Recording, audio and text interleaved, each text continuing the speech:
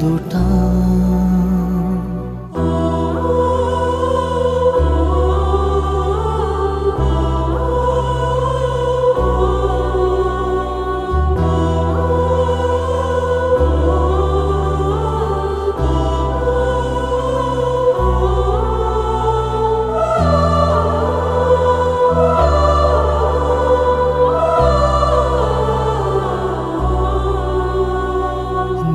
చేతులలో